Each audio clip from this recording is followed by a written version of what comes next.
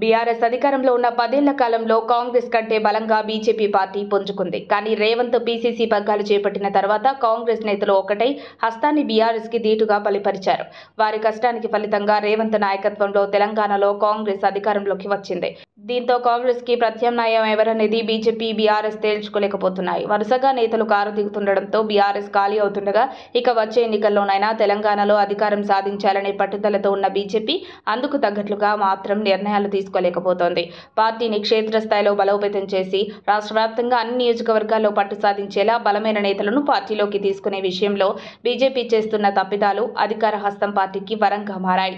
Telangana assembly ఎన్నికల్లో BJP ఓటమి చెంది కాంగ్రెస్ అధికారంలోకి వచ్చింది. ఇక పార్లమెంట్ ఎన్నికల్లోనూ బీఆర్ఎస్ ఒక్క సీటు కూడా గెలవలేకపోయింది. దీంతో బీఆర్ఎస్ నుంచి గెలిచిన ఎమ్మెల్యేలు, ఎమ్మెల్సీలు, ఇతర నాయకులు గులాబీ పార్టీలోనే కొనసాగితే తమ రాజకీయ భవిష్యత్తు ప్రశ్నార్థకంగా మారుతుందనే ఉద్దేశంతో పార్టీ మారాలని ఆలోచిస్తున్నారట. ఇప్పటికే చాలా మంది బీఆర్ఎస్ ఎమ్మెల్యేలు, ఇతర కీలక నాయకులు కాంగ్రెస్ లో చేరిపోయారు. కానీ కాషాయ పార్టీలో మాత్రం చేరికల జోష్ కనిపించడం లేదు. చేరికలు లేక గడ్డు పరిస్థితి నెలకొంది. బీఆర్ఎస్ కు రాజీనామా చేసిన చాలా మంది బీజేపీలో చేరాలని ప్రయత్నించినా అక్కడ చేరేందుకు విధించిన నిబంధనలకు వెనకడుగేసి కాంగ్రెస్ లో చేరేందుకు ఆసక్తి చూపిస్తున్నారట.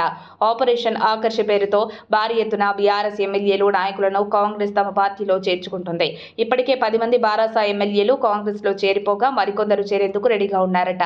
బీఆర్ఎస్ నుంచి గెలిచిన చాలా మంది ఎమ్మెల్యేలు బీజేపీలో చేరేందుకు ఆసక్తి చూపిస్తున్నా బీజేపీ పెడుతున్న కండిషన్స్ చూసి వెనక్కి వెళ్లిపోతున్నారు.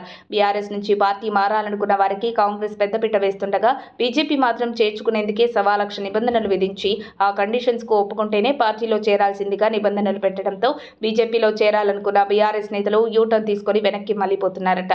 ముఖ్యంగా బీజేపీలో చేరాలంటే తమ పదవులకు రాజీనామా చేసి రావాలని బీజేపీ విధిస్తున్న కండిషన్ కారణంగా చాలా మంది బీఆర్ఎస్ ఎమ్మెల్యేలు బీజేపీలోకి రాకుండా కాంగ్రెస్ వైపే ఎక్కువ మొగ్గు చూపించడానికి కారణమట. ఓ రకంగా బీజేపీ కండిషన్ కాంగ్రెస్ కి కలిసి వస్తుందట. మరిన్ని అప్డేట్స్ కోసం మా కాయ్ టీవీని సబ్స్క్రైబ్ చేసుకోండి.